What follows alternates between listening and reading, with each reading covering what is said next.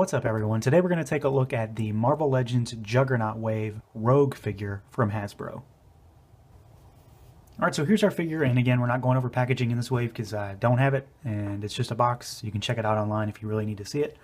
Right off the bat, this figure is very, very nice. She's among my favorite in the wave. I think Hasbro kind of really went all out on this figure in terms of making her look like the 90s era Rogue that we're all kind of used to and the more iconic look of the character.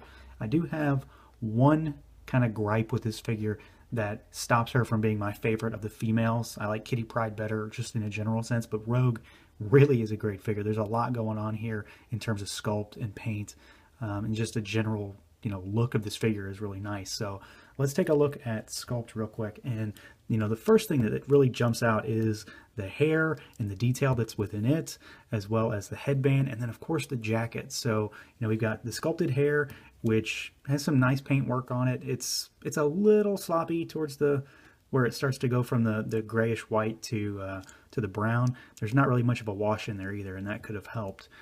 But it looks good. It's sculpted really well. A lot of kind of flowing detail in there. We've got the headband, which is sculpted onto the head, and then it's kind of free-flowing here as plastic pieces. The face is really, really nice in a general sense. My gripe comes from the face, though. It looks good, and it's really well sculpted. She's got like blush on her cheeks. She's got that red lipstick. Her eyes are painted correctly in the sense that they're looking forward. It's all very clean. My only real problem is that I feel like her eyes are too far apart. They look like they're going towards the side of her head more than they are the center of her face. And it just, the more I look at it, the more that it bothers me. It's not terrible, but it always sticks out at me that her eyes seem like they're too far apart on her face. But beyond that, I really like this figure. It's just kind of a weird thing that kind of gets me when I look at her.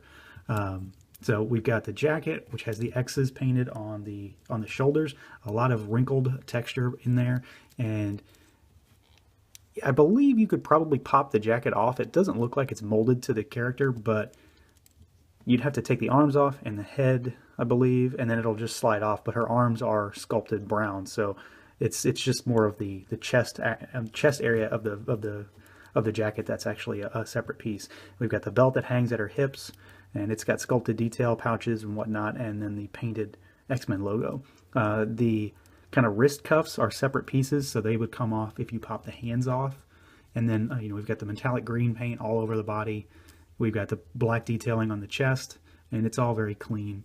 We've got the knee cuffs, which are a separate piece, as well as this strap here, and then the yellow molded plastic for the boots. So as far as sculpt goes, she's really good. I really enjoy this figure. I think it's got all the detail where it needs it, and the only real thing that I don't like about her is the eyes. They just look odd to me. They're painted fine. I just think they're too far apart. So, at least they're straight and one's not looking off to the side like we see so often with certain figures in this series. So, as far as articulation goes, it's pretty standard. We've got a swivel at the head, but the jacket's going to get in the way a little bit, the collar. The hair and the jacket get in the way of her being able to look up and down. The arms will go all the way out, full rotation. We have single jointed elbow, which goes about 90 degrees. She's got a swivel and a hinge at the wrist. There is upper torso rotation and a little bit of a crunch. It's more backwards than it is forwards. As far as legs, because there's no waist rotation, she can then go out about 90 degrees. They go back just a little, maybe about 45 degrees. To the side, we don't have a whole lot. And I think that's just due to the nature of where the joints are seated in that waist area. The knees are double jointed, and they go back about that far. This kind of boot cuff piece, because these are supposed to be thigh high boots, that kind of gets in the way.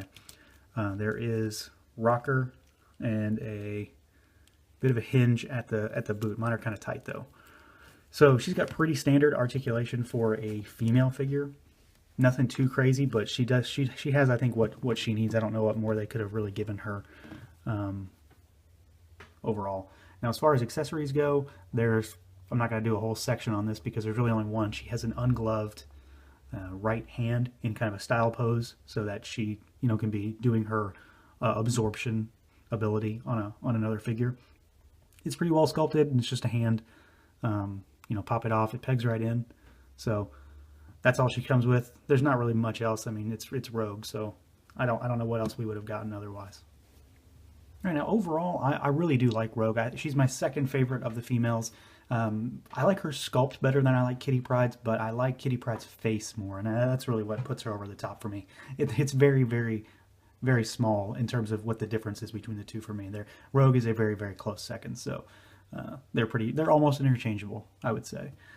She has that great 90s era Jim Lee look that I really, really like, and I think a lot of other people identify Rogue with this look. So this is what she should have looked like, and I think they really nailed the sculpt. Paint apps are good. I don't have any issues with mine. All my joints are pretty solid. No paint mistakes. There aren't any issues that I can see. Nothing's really bleeding over. Line work's pretty solid. So despite the fact that there's not really a whole lot she could have been given except just that extra hand, I think they delivered a pretty solid figure here. So if you haven't gotten her, I would scoop her up. She's still pretty easy to find for the time being. So that's going to do it for this one, everyone. As always, stay tuned to Toy Bro for more reviews. We're halfway through this X-Men wave at this point. So feel free to like, comment, subscribe, and share. And until next time.